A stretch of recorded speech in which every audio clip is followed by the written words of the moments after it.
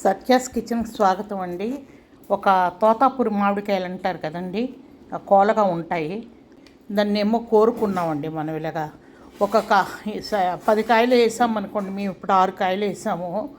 6 కాయల్లో 3 కాయలు తోలు తీసామండి, స్కిన్ను 3 కాయలు తీయలేదు.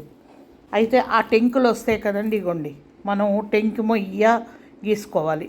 ఇది ఎందుకంటే మీకు చూపిస్తున్నాను. ఇందులో ఇది ఉంటుంది కదండి, జీడి గింజ ఉంటుంది కదా, ఆ గింజని తీసుకొని ఏం చేశానో చూపిస్తాను మీకు. ఇగోండి ఇలాగ 6 కాయలు మనం ఎంత సాపుగా తీసుకొని 6 కాయలు ఇలాగ మళ్ళీ దాన్ని రాయితో కొట్టి బద్దలు చేశానండి. ఇందులో గింజలు తీసాను. ఆ గింజ ఎలా చేశానో చూపిస్తాను. ఇలాగ నీట్గా ఉడిచేసుకున్నామండి అది. ఇగోండి ఇప్పుడు ఇందులో కలుపుకోవాలండి. దీనివల్ల ఉపయోగాలు ఏంటో మీకు చెప్తాను చూడండి. మామిడికాయ ఎన్ని రకాలుగా మంచిదో, ఎంత ఉపయోగం ఉంటుందో మీకు అందరికీ తెలుసండి. ఈ జీడితలకు ఉపయోగం ఏంటి, B12, డి విటమిన్, ఇంకా చాలా ఉన్నాయండి. ఈ మధ్య అందరూ డాక్టర్స్, ఆయుర్వేదిక్ డాక్టర్స్ చాలామంది చెప్తున్నారు. ఇప్పుడు ఒక పూట తిన్నామనుకోండి, మళ్ళీ రెండో పూట వేరే పచ్చడి తింటాం, కానీ ఈ పచ్చడి పెట్టి తినమండి. అందుకని ఇది స్వీట్ మాగాయి అనమాట. తొక్కుడు మాగాయ అంటాము, స్వీట్ మాగాయి. అందుకు బెల్లం పాకం పట్టాలి కనుక, బెల్లమైనా షుగర్ అయినా ఎవరికి ఎలా నచ్చితే అలాగా ఆ పాకంలో పోతుందండి ఈ జీడి తలక చేదు. అందుకని నేను ఇలా చేశానండి. మీ ఎండిపోయిన తర్వాత మీకు చూపిస్తాను. ఇప్పుడు దీంట్లో ఉప్పు కానీ పసుపు కానీ కలపలేదు. సాయంత్రం వరకు ఎండాలండి. ఎండలో బాగా ఎర్రగా ఎండెక్కిన తర్వాత ఎండలో ఎండబెట్టాలి. ఎండ ఉన్నప్పుడే ఇలా తయారు చేసుకోండి.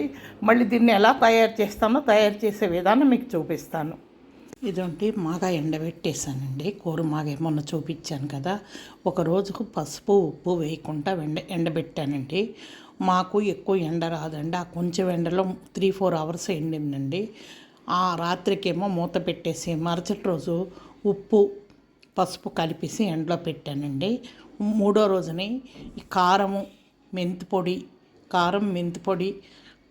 జీలకర్ర పొడి, తగినంత ఉప్పు చూసుకొని మళ్ళీ ఉప్పు సరిపోయింది లేదో చూసుకొని కలుపుకోవాలండి.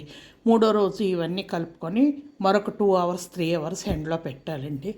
ఎండలో పెట్టిందనమాట ఈ మాగాయి. ఇప్పుడు దీన్ని మనం సీసాకి పెట్టేసుకుంటామండి. సీసాలో పెట్టుకుంటాము. సీసాకి ఎత్తాక నాకు ఫోటో తీయలేదని మర్చిపోయి మళ్ళీ గుర్తొచ్చి తీశాను. అయితే ఈ సీసాకి ఎత్తుకుంటాం. ఎప్పుడు కావాలంటే అప్పుడు తాలింపించుకోవచ్చండి. ఒక్కసారి తాలింపించిస్తే ఇప్పుడు ఆయిల్స్ బాగుండట్లేదు, జిడ్డు వాసన వస్తుంది. లేదు మేము 10 సార్లు అలాగ ఇచ్చుకోమో, ఒకసారి తాలింపించేసుకుంటామంటే పూర్వంలాగా పెద్దల్లాగా ఒకసారి తాలింపించేసుకొని సీసాకి ఎత్తేయండి. ఎప్పుడు కావాలంటే అప్పుడు వాడుకోండి. తాలింపులో ఏంటంటే నూనె వేయాలి. నువ్వుల నూనె వేస్తే మంచిది, లేకపోతే శనగ నూనె. అయితే నువ్వుల నూనె లేకపోతే శనగ నూనె వేసుకొని తాలింపు చల్లగా అయిపోయిన తర్వాత ఈ మాగా కలుపుకోవాలండి. దీనికి తగినంత ఆయిల్ పడుతుందండి. అంటే దగ్గర 1/2 కేజీ 300 గ్రాముల ఆయిల్ పడుతుందండి. మాగాయలకి ఎక్కువ ఆయిల్ పట్టదు, తక్కువ ఆయిల్తోటే మనం చేసుకోవచ్చు. 1/2 కేజీ 300 గ్రాములు అలా పడుతుంది. ఇప్పుడు ఏంటంటే ఇంత గ్లాస్ కారంతో ఇంత గ్లాస్ కారం చూపిస్తానండి. ఇదంతా స్కిన్తో కట్ చేసుకున్నాం కదా, అవి ముక్కలు అనమాట. ఈ కళాయిలో పోపు చల్లగా అయిన తర్వాత చిన్న వేడి ఉంటగా ఈ మాగాయ తిరిగేసుకొని మాగాయ కలుపుకోవాలి. కలిపిన తర్వాత ఇలా సీసాలో కానీ జాడీలో కానీ ఎత్తి పెట్టుకోవాలి. ఇలా తింటే టిఫిన్లతో వాటితో పుల్లగా ఉంటుందండి. పప్పు అన్నంకి, తర్వాత చప్పని కూరలు ఏవైనా ఉంటే పక్కన పెట్టుకోవడానికి. ఇది ఆవకాయ ఎంత డేంజర్ ఉండదండి. ఎప్పుడైనా ఆవకాయలు నిల్వవుతున్న కొద్దీ ఉప్పు ఎక్కువ చేరుకుంటుందండి. ఇందులో ఉప్పు కారం అన్నీ తక్కువే పడతాయండి. మాగాయలు ఆవకాయ కన్నా తక్కువ పడతాయండి.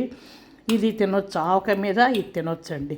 ఇదే మనకు స్వీట్ కావాలంటే ఆర్గానిక్ బెల్లం తెచ్చి పాకం పట్టుకొని, అది తీగపాకంకి ముందేనండి, తీగపాకంకి ముందు గ్యాస్ ఆఫ్ చేసి ఆ పాకంలో ఈ మాగాయి కలుపుకోవాలి. మనం చిన్న వేడి ఉంటుండగా ఈ మాగాయని కలుపుకోవచ్చు. శుభ్రంగా చల్లగా అయిపోయినంత అది ఇలా తీగలాగా వస్తుందండి. దాన్ని కూడా మీకు చూపిస్తాను నేను చేసినప్పుడు. అదే బెల్లం వద్దు, మాకు బెల్లం ఇష్టపడదంటే పంచదార పాకం పెట్టుకొని పంచదార పాకంలో కలుపుకోవాలండి. కలుపుకొని అప్పుడు మళ్ళీ దానికి కావాలంటే మీరు కొంచెం తాలింపు ఇచ్చుకోవచ్చు, లేకపోతే లేదండి. ఈ రకంగా చేసుకోవాలండి కోరు మాగాయ. నేనైతే ఈ రకంగా చేస్తాను. తాలింపు ఇచ్చినప్పుడు చూపిస్తాను. కలెక్టర్ కాయలు అంటే ఇవ్వండి, మాకాయకి ముందు నేను కట్ చేసిన కాయలు. మాకాయ సీసాకు వచ్చిందండి, పెద్ద సీసా ఇది, మళ్ళీ ఇంకా అంత ఉందండి.